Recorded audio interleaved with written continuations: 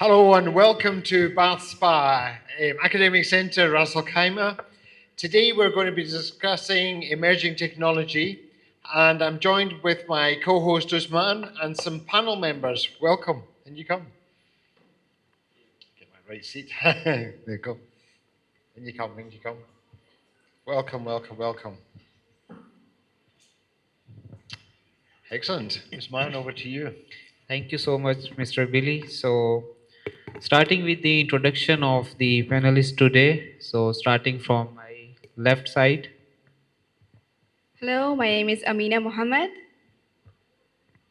My name is Nandana. My name is Warshiah Batool. Thank you so much for joining us. So, the topic is very interesting. The potential of VR and AR in entertainment industry. So, forum is all yours now. Okay. Uh, Virtual reality, also known as VR, is an entirely artificial environment generated by computer technologies that makes the user feel like they have been immersed in their surroundings. This environment can be interactable and can only be viewed by using VR headsets. On the other hand, augmented reality, also known as AR, employs both real world and virtual computer generated world together to let the user experience the merging of both the worlds. Unlike VR, AR doesn't need any kind of specific requirement to view this world. This can be simply viewed by using our normal daily devices like smartphones. So, in the past few years, AR and VR technology seems to have a huge influence in the entertainment industry. So, what are your opinions on this? Before we start moving on to the other industries, let's first start by film industry. VR has influenced the film industry in a very different way. Um, One of the example of this can be the VR movies, which are not very trendy nowadays, but in the future it will most probably will.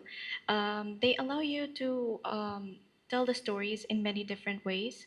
Like you can watch the movie from different perspectives. Also, it allows you to feel the physical sensations, like connects you to the movie and makes you feel like you're part of the movie instead of just sitting there in the audience and then watching the movie. These immersive movies will affect the industry, film industries, in a much more better way in the future. Okay, even though there are potential in VR in movies, there are also major drawbacks. One of them being the cost of producing such movies. Uh, Nowadays, even to just make a simple, normal film, high quality film with just cameras and special effects, it's even difficult now. So, considering that we are using VR in the movies, it would be more difficult. And as she said, the physical sensations that allows the users to indulge more in the plot, it might be possible, but then it might take too much years to develop the VR and AR to such levels. Well, I have an opinion in this. I don't know about AR, but VR to have an impact in the future, it is less likely because virtual reality needs immersion, and to be immersed in the movie, you need to have some kind of roles to play in it. But as spectators, we really don't have any kind of role to play in the movie. So even if they adapt VR in the movie industry, then I think it will be difficult for the filmmakers to produce such storylines where every individual can have their own roles to play in the movie. And I think, there will be no difference between the playing a video game and watching movies. But then, according to a recent poll where people were asked if they would like to attend a virtual movie or they prefer watching a standard basic theater movie, 66% of them agreed that they would like to attend a virtual movie. They would like to experience something new, which was much better because it is very immersive and it will help a lot of people in the industry. Do you think it's going to be like 3D? So 3D was going to really take over. There was 3D televisions you could buy, people with 3D glasses on. Is it like that? Do you think it's Yeah. going to be like that? Yeah, I think we just experienced that one movie, Avatar. I think that is one of the example of how they are making use of this VR and AR technology, and these movies are doing a lot of business in market. So it means that there is a huge demand. Like people, they want to see these movies. So it's interesting. So I want to get the perspective of now. Let's move towards the gaming industry now. So what do you think? How it is impacting the gaming industry? It enhances the gamer's experience through enhanced interactions, improves their sense of presence, and it allows you to be physically active instead of like just sitting in front of your computer all day, and then it allows you to just move around, interact in a virtual environment, which is much better. And in the gaming industries, there are many games that are an example of this. For example, the very famous game is Pokemon Go, and Lightsaber, which is an example of virtual reality game. Yeah, well, I like to say that according to the Statista report, they have stated that what they have stated is like the global market value will be reaching by the end of 2023. It will be like 32.012 billion dollars by the end of year 2023. Yes, it's huge. And they have also predicted that by the end of year 2027, it will reach like it will they will witness a massive growth in the gaming industry, and it will most likely to reach up to 52.02 billion dollars, which is about $160 per person in US. It's incredible how much the gaming is popular these days, and how much massive profits they are earning.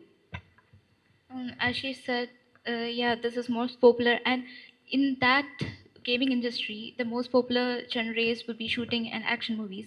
And as she said, there would be physical movements, but that couldn't be chalked up to a workout kind. So there would be a negative impact on the health, and also as the shooting and action genres are more popular, people would try to recreate those moments in real life, which might be dangerous because most teenagers are the ones who are working with the games, so it might be a negative impact. It's interesting. It's interesting just seeing how technology in this, you see that Gartner hype curve. I don't know if we remember the hype curve where it's a seed, it's an idea, then you've got this peak of expectations. I'm just wondering where we are on that hype curve. With VR. To me, it just doesn't. It's not quite taking off the way people think. Yeah, but it's still developing. It's in early phases. So I think in the future it will develop more. So I think we can expect more from them in the future. As the price comes down, maybe. Yeah, it Maybe will if the come down. features are like upgrading, then I think the cost will be more in the yeah. And since like it's very famous in the gaming industries, we can also talk about how it has impacted the museums and art exhibitions and so on.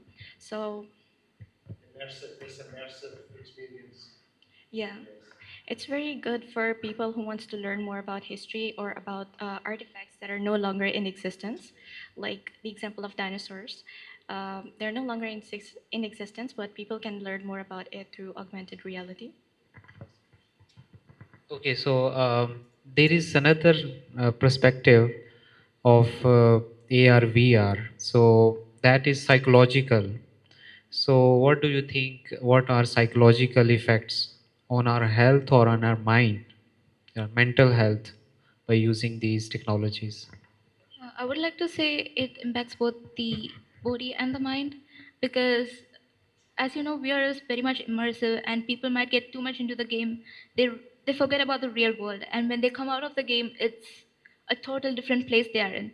So it might. Yeah, some people try to imitate like the whatever they are experiencing in the virtual reality world, and they will try to imitate in the real world, and that would cause many problems. You see, these days children are playing so many games, and then suddenly try to like many incidents happen because of this.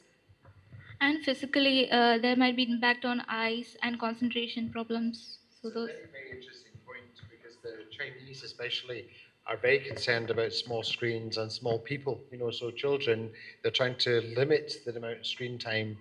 But I'm just also thinking about technology and graphics. The graphics are so good now. We're going to really struggle to differentiate between what's a game and what's real. You know. Yeah, virtual and like you can tell the difference between like virtual environment completely disconnects you from the world, and then I'm sure pretty sure you guys have experienced the virtual augmented reality. Like it's there, and it like it feels so real. It's like you're in another part of the It world. does, it does. And I quite liked upstairs the cage. We've got one, and I like that cage concept where if you're in a zone, then you're in the VR world, and then if you breach that, then all of a sudden you're back in the real world. That to me seems a kind of safe space. You know, that kind of I like that. And if you wander off, you don't fall down the stairs or you know you're sort of scared. Because you feel vulnerable, don't you? You've got a headset on, you're completely immersed in this totally different altered reality. You feel kind of vulnerable. Excellent. And one other positive use of this in we talked about the mental health. So people who are in stress, I think there are some games now. They are using VR, and they are playing that game to reduce the stress as well. So this is the positive use of this. So we have some negative, definitely. Lot of technologies we have discussed, and many of the participants, they just said that we don't agree, or we have these negative experiences. So but we have to see the positives as well, and positive side is also considerable, and that is very important, that when it is helping our to improve our mental health, then definitely it is recommendable. Excellent. Fantastic.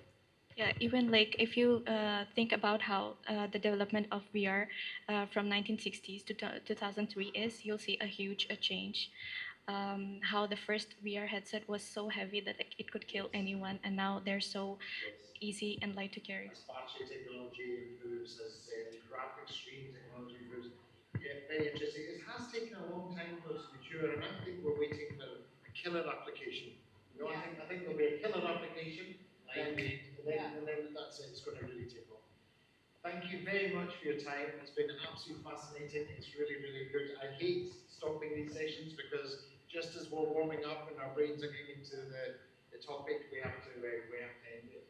But thank you very much to Usman. Thank you very much to the panel members, and thank you very much for listening. Actually, so this is Bath University Russell Kaima Academic Zone, and thank you for listening. I hope you found that as exciting as I did. Thank you for tuning in. Tune in next time. This is Billy signing off. Space to grow.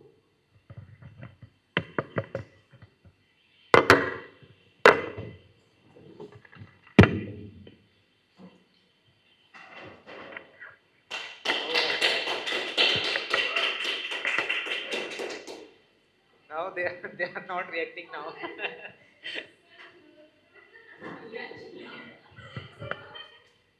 Well done. Very